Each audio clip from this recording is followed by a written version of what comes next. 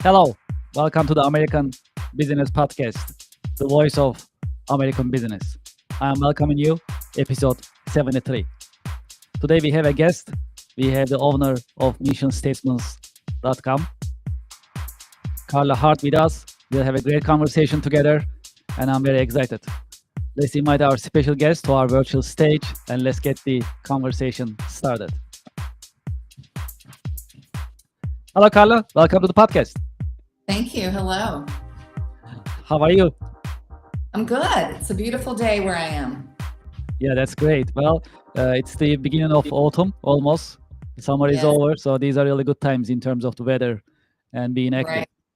Yes, Appreciate it. September Well, is good. that's true. That's true. Well, first of all, thank you for your partnership, missionstatements.com. I actually had a chance to put it on the screen with our team, but quote of the day is the greater danger for most of us lies not in setting our aim too high and falling short, but in setting our aim too low and achieving our mark. Thank you very much for your contribution and help. For the code of the day is missionstatements.com. Much Yes, thank appreciated. you. It's a pleasure. Well, great. Maybe if that's okay, let's get our conversation started. Uh, Okay. as a start, would you please introduce yourself and missionstatements.com briefly to our audience and to our listeners? So my name is Carla Hart, and I own missionstatements.com, which is a curated library, probably the largest in the world of mission statements. It has been also a writing service. I think it started in 2008. I worked for the owners early on and then purchased the business in domain, I think in 2019. So we help people write everything from the about us on a website, website content, mission statements, vision statements, anything needed. Yeah, this is really exciting. Can you tell us about your career path a little bit? How your career path unfold? Were there any unexpected turns in your career journey? Oh, yeah. So I've been really fortunate. I have had a very interesting career. What I do now is not really what my career was. I started out, well, let me back up. I've always somehow made a living, one form or fashion, with writing and communicating. But my career was in forestry and forest policy management and working with small businesses in the forest products industry. Some life changes led me to expand what I did in my business to just help anyone with marketing or branding, website development, videos, social media, anything people needed to communicate their business and product.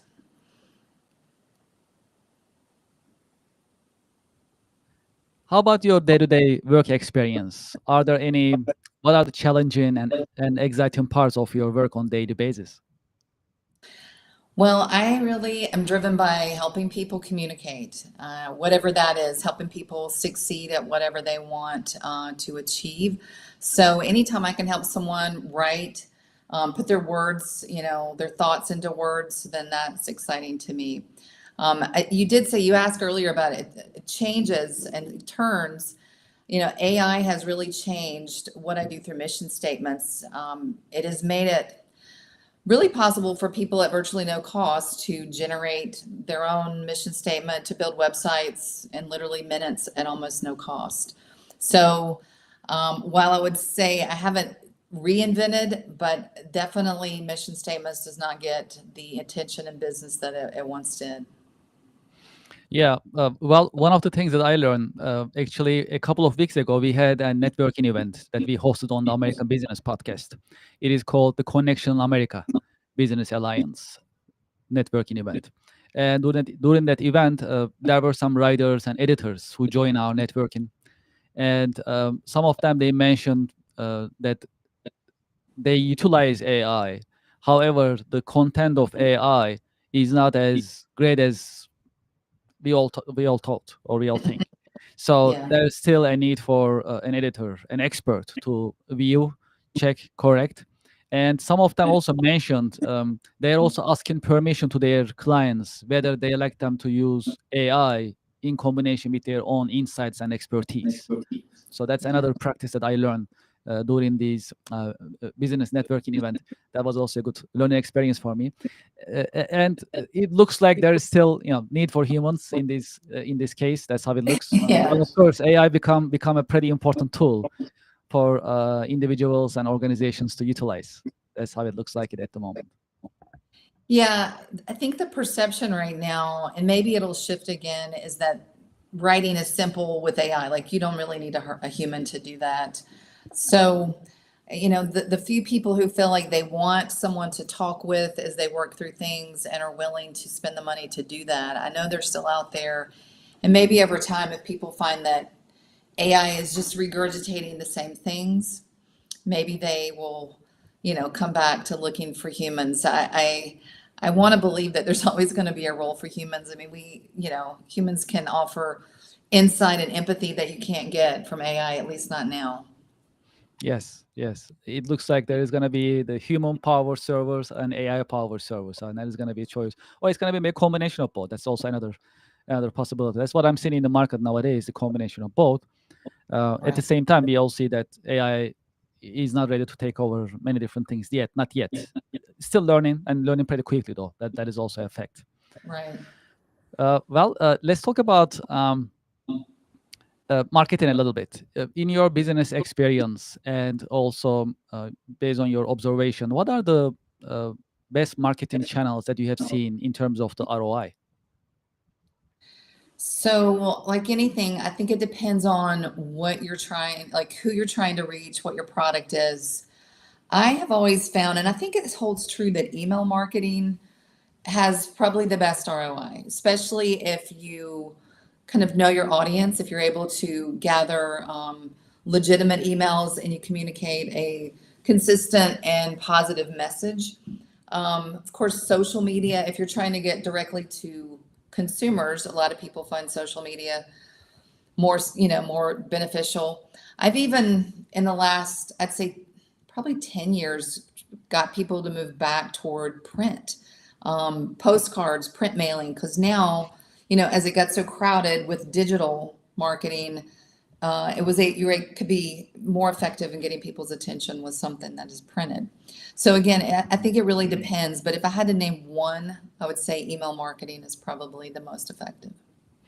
Yes, the thing about print media is, you receive it, you feel it, you play with it, you open it, you read it, you put it aside, you read it again. That experience is pretty unique, right? Yes. Comparison to uh, Yeah, I it- think humans are still tactile, right? We still want to hold something every once in a while and read it. yes, yeah, that sensory marketing is still working Hmm. in that sense. And also it's a part of the marketing mix, I will say, right? So we have the print media, and also the digital medium in the form of email or social media, for example. And yeah, the thing about printing is it's actually a manufacturing process, literally. You need to prepare it, you need to design it, prepare it, literally print it, check it, and then you know uh, prepare it uh, for the mailing, for the USPS to take care of it and deliver it. So it's quite a process as well. So comparison to digital marketing, it's more labor intensive and I always was going to more say that's a costly. good point. It is more labor intensive. So I think people tend to think, well, am I going to get an ROI? What is my ROI going to be? Because I've got to invest a lot up front. So, I think that sounds kind of old school now, right? To go ahead and spend the time and energy. But I think if you do spend the time and energy and you've been focused in who you're trying to reach, then the payoff is there. It's like anything, right? The more you put into it, a bunch of blasts through social media or email, like maybe it's kind of what we call flock shooting, so maybe you get some, but are they quality? Do you get the Mhm, quality? mhm. Yeah, I that's always true. say also the most effective is word of mouth, right? I mean, like if you're, whether it's a restaurant or any kind of service, the best marketing is doing a good job with the customers that you have, and then they refer you or willing to tell you about people to reach out to. Yes, yes, absolutely. Interesting. So I'm a co-host of a podcast called Two Guys, All Things Tech, and our co-hosts that we work together, Antonio Lucidi. So we had this conversation as well, in the form of AI, how AI is going to be evolving and how the marketing will take place in AI. Is because AI is sucking too much information about every single one of us when we perform searches or other conversations that we have, and we are all registered when we think about it. So we need to just to use it completely. We need to log in, right? So they know us, they know our information, who we are, what we do, and then we log in, so they can really trace us. As far as we know, it's not happening yet, but then it has a lot of potential when we think about it. You can do a lot of targeted marketing with Yeah. the help of AI tools, whether that's ChatGPT or Gemini or Copilot, you name it. They're pretty much similar anyways in terms of generative AI and LLMs. So that's another one coming up that uh, will be seen in action. That's how it looks like it. Right. It's an Well, it exciting sounds like conversation. I hear, a lot of extreme of the, spectrum. I read something recently, and I can't remember his name, but he was someone who was influential. He worked for Google in developing, I guess, the platform that was the initiation of AI. And he has dire warnings. He's saying, stop, it's going to overtake humanity. And then I just today heard that there was a big meeting led by Melania Trump at the White House for AI education and talking about all the benefits. So Mhm. I guess it's again perspective, how you see it, how you're using it. And I think one of the things that we were going to discuss is the regulation. And, I know there's already a lot of effort to regulate state, federal, local level. There's a lot of industry self-regulation supposedly, but I don't think it's going to be very effective.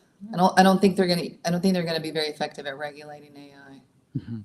Yeah, it looks challenging.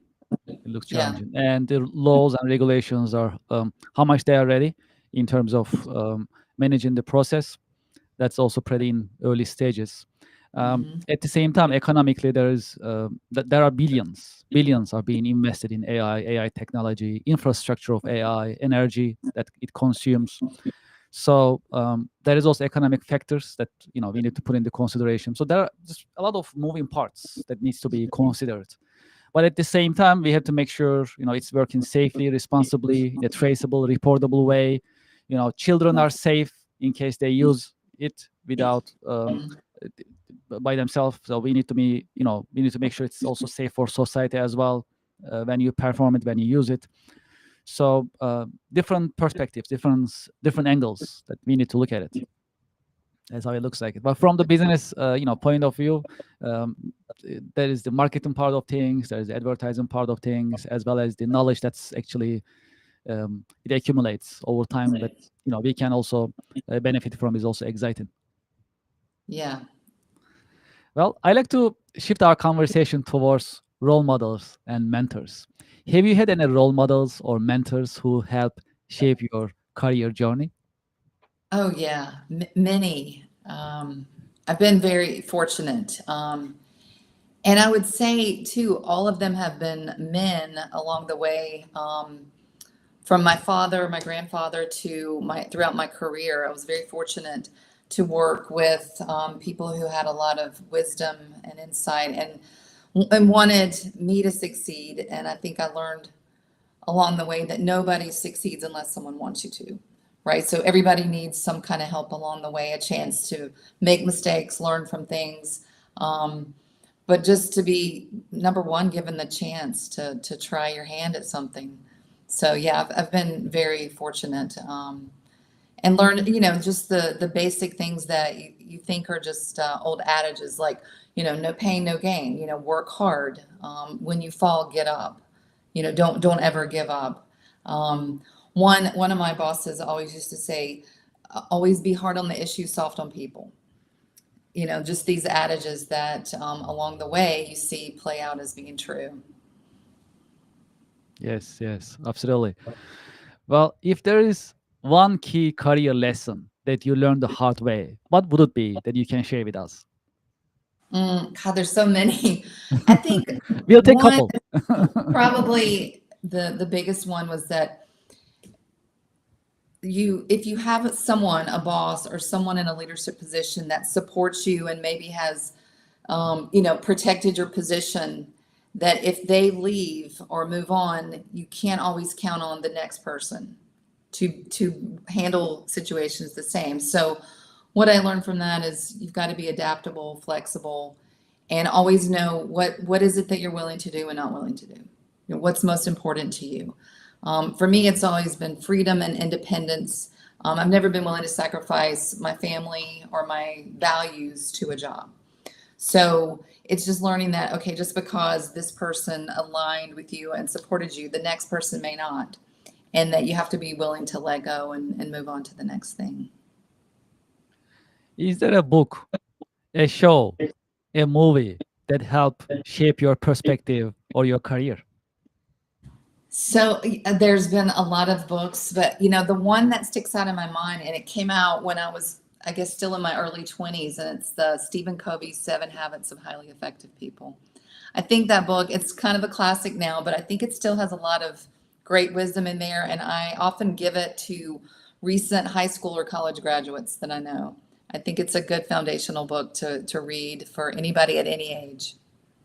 Yeah, it's a great book. I had a chance to read that book as well, and absolutely, the knowledge in it is precious, especially for the next generation coming in. And a It's highly couple others recommended.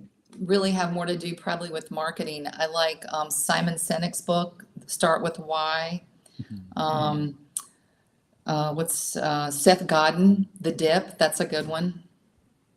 Another good basic one for everybody is, and this is an old one, Norman Vincent Peale, Positive Thinking. I think it's called Positive Thinking. Yes. Thank you very much for these insights. I appreciate it. Carla, if you had a chance to go back history, personally or historically, what timeline would you like to go back, and why? I would enjoy living in the early 1900s in America. I think it was a time of great exuberance. Our culture was probably really starting to peak at that point, and we had lots of opportunities. Of course, nothing was perfect. There was still a lot of issues, but I think it would have been a great time to be alive, especially if you were trying to start a new business or if somebody was willing to work hard. I think that there was a lot of opportunities, and it was an exciting time. Yeah, that's very interesting. Well, that's one of our popular questions. We get it from actually our audience. They ask us to ask this question, and we get uh, fantastic responses. This is one of them, so truly appreciate it. Yeah. Um, what are your biggest passions outside of work? Oh, so, well, as I mentioned earlier, I'm first and foremost a writer. So I enjoy creative writing. I have one novel that was published in 2016, and I hope another one that I get published before I die. That's a piece of historical fiction. So I do enjoy that, but I probably spend more time in a sport that my husband and I enjoy. It's sporting clay. So we enjoy shotgun sports. So we do that quite a bit. We like to compete. Yeah, that's exciting. And especially, sometimes work is challenging, right? We all work hard. We all face challenges from time to time that we need to address. How do you stay motivated and inspired at work? Well, to me, I believe that we were made to work, that there's dignity in work, that everybody has some job that they are called to do. So I just get up every day and ask, what is it I'm supposed to work on today? So I just don't look at it as an option to not work. I might do something different. I've done a lot of different things. I've always been willing to do kind of whatever needs to be done. Um, certainly as long as it's legal and morally right. But you know what I'm saying? Like if there was a job that I thought would help someone, I'm always willing to do it. So I've gotten to do a lot of different things. Um, on any given day, I mean, it's always different. One thing I did mention, I also have a business that is a food truck operation. So I get to do that sometimes. I get to write for people. I get to work on people's websites. Sometimes I'm just trying to go and visit someone who maybe needs a meal or, just a friend to talk to. So to me, it's always just out there trying to do what you can for your fellow man. Yeah, this is great. Well, uh, it, So part of our audience is actually the next generation. Another part is a mix of senior professionals and professionals in their mid-career. Um, Especially for the next generation, do you have any career advice for them? Well, back to, I've been thinking a lot about, the discussion with AI. And as I said, it's impacting my business a lot. And I think that it's important to keep your humanity. And that's with the phones, like younger people. I mean, I grew up, you didn't have phones. It's kind of a new thing in my life in terms of my age. And so I think it's important for people to remember that it's about people, right? Connecting with people, learning to have conversations, being present, and not just always trying to find the hack, to get around something, but know that learning to communicate and interacting with people is a big part of success. And it's not always easy, but to just rely on something digital, I think takes something out of your humanity. Also, on a personal note, I've been a subscriber of missionstatements.com since 2016, no, 2006 or 2007, I must say. So it's been a Okay. very, very long time. So I've had the pleasure of getting the insights and getting the code of the day. And I know there is a lot of work that you put in there on. Thank you. I take it really like I imagine individuals. Like I look at the list, and while some of the emails you don't know the person's name, but I feel like I'm speaking directly to people. And so I really try to think about what do people need to inspire them, encourage them, in their role, whatever leadership role they're in, even if it's just leading themselves for the day. So thank you for saying that because it is a true labor of love. And I've just recently, and I think you and I talked about this, I've I've tried to add more to the quote emails, and ask people to subscribe. It's very low amount; it's $10 for a year. But I'm also now offering for people who don't want to subscribe. I'm still doing an individual email once a month. So to the people that have been regular readers of the email, so they regularly look at the email, they will continue to get an email just because I can't seem to let it go. Even though it doesn't pay for itself at all, but it's like a hobby that I enjoy at this point. Yes, this is very inspirational that I can mention from my personal experience, and I'm sure it is also helpful for other professionals as well. And we truly appreciate the partnership with Statements.com, between Yeah. Statements.com and the American Business Podcast, and we'll continue this partnership, and we'll definitely share the code of the day coming from Statements.com. Thank Truly you. appreciate it. Carla, thank you so much for being with us in your busy schedule. Yes, thank Thank you for you. your time. Yes, I appreciate it. And I wish you a great weekend. You too. Have a great day. Thank you very much. Great conversation. Truly appreciate it. Thank you. All right. Bye bye. Well, to our audience and to our listeners, we had another great conversation today with Carla Hart from missionstatements.com. As I mentioned earlier, we had the partnership with missionstatements.com, and we share daily code, the code of the day. And that's a great partnership in that sense that we appreciate. Well, if you'd like to learn more about the American Business Podcast, you can visit our website. We update our website on weekly basis, and you can see our coming schedule. Also, you'll also see what type of updates that we have. For example, we have Connection America is coming up. Our business networking event, exclusive online networking event, is coming up, and you can also learn other activities. For example, we started a membership program that you can also learn about, and you can support the American Business Podcast by being a member. All this information is available on the American Podcast.tv website of ours. Would you like to advertise? Would you like to be a sponsor in the American Business Podcast? You can send us an email, americanbusinesspodcast@gmail.com. As you may noticed, recently we have got new sponsors, and we are happy about it. And we welcome more sponsors and advertisers to keep the American Business Podcast going. The American Business Podcast is a YouTube Silver Award-winning business podcast. Right now, we have more than 120,000 YouTube subscribers and growing on daily basis. We truly appreciate it. If you haven't done so, please scan this QR code right here. It'll take you to our YouTube page, and you can subscribe, like, share, and if you feel more generous, you can also put your comments and share your thoughts. In each the American Business Podcast episode, we have a professional, an expert, an entrepreneur, a business owner with us, and they share their professional wisdom with us. So that's a great way to learn and improve our knowledge, as well as it's great for continuous improvement as individuals, as professionals. And in these conversations, I'm sure you also have some thoughts. We keep talking about and covering AI, for example, and AI's impact on business. What do you think about AI? Is it impacting your business? Are you catching up with it? You can share your thoughts also in the YouTube channel of the American Business Podcast. Great. What else is happening? The Connection America Business Alliance online networking event is coming. It's scheduled for September 19, 10 a.m. You can join us and you can introduce yourself, your business, and your products and services. You can scan this QR code and register. That is limited to 10 professionals only. You'll be able to network with 10 professionals. Also, you'll be on the American Business Podcast, and you'll be watched and listened by thousands of the American Business Podcast subscribers, supporters, and followers. I hope you can join us.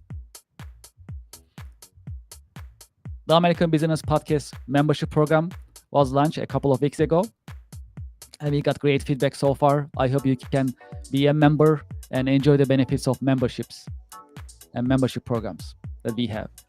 We have different membership types. When you scan this QR code, it'll take you to our membership page, and you'll see different types of memberships that you can pick and choose. We welcome any type. We truly appreciate your support. You can be a supporter, you can be an executive supporter, a member of the American Business Podcast. It is really up to you, and I hope you join us and be a member of the American Business Podcast.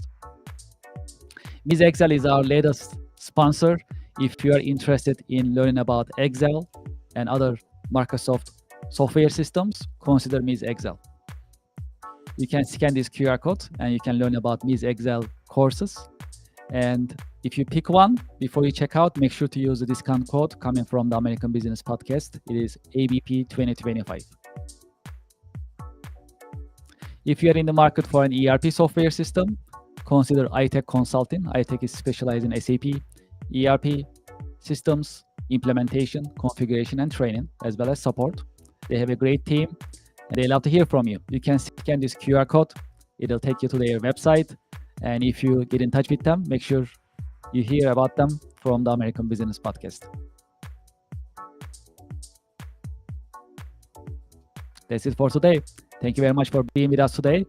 I'm looking forward to having you next the American Business Podcast episodes.